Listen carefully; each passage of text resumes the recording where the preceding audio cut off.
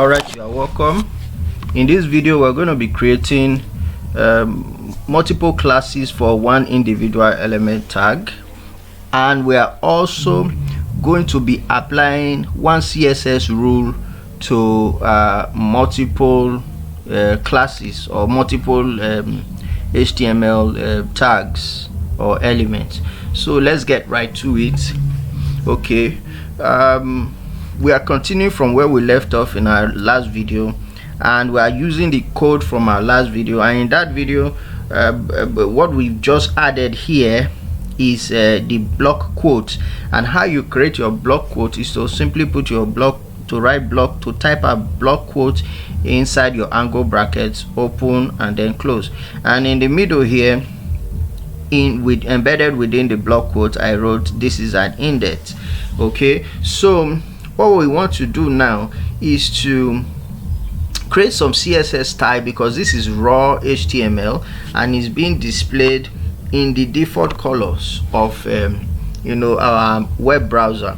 So what we want is to display it to be this color. We want it to be red and want it to be 30 pixels wide, and want Arial fonts for this particular text. This is an index. And how do you do it? Rather than creating a different CSS or a separate CSS rule for our block quote, we'll simply create a class, right? We talked about class in our previous video. We simply create a class. This particular class here, we'll just copy it. We'll copy this and then we'll just paste it into the first our tag, for our opening tag for block quotes.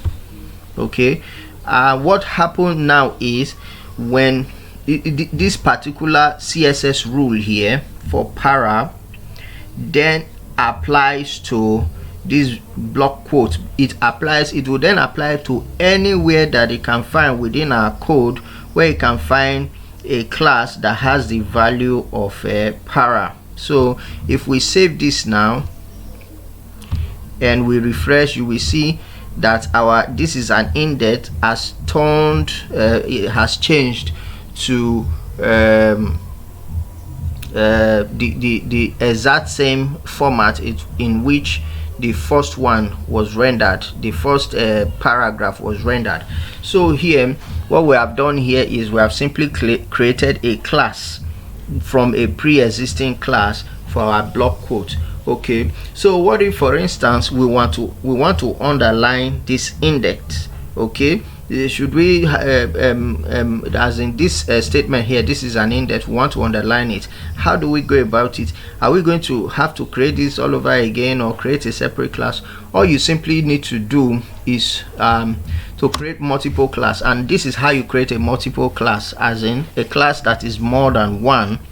Okay, you simply just type in underline. Okay, we are creating a class value for underline now. After the first class here is para, the second class is underline. Okay, so what we do then is to come here and create a CSS rule for underline, and you guessed it, is simply a full stop underline, and then we'll create our squiggly brackets.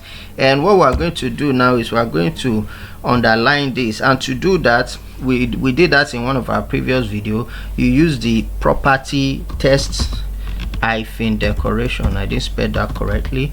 Text hyphen decoration, and then you put your colon, and then we simply write the value for text decoration is underlined. You end it with your semicolon, close it up with your squiggly brackets. So we're just going to save this, and then we hit refresh, and as you can see, this is an index, is underlined. Okay, so what if we want to add this CSS rule right here to another paragraph on this HTML document, or to another tag on this HTML document? For instance, our first tag here, all we need to do is to simply come here, create a bit of room, and type underline. Okay, and type underline, and then we'll save and hit refresh. So you can see our first paragraph has been underlined as well. So that's how you create you use one CSS rule to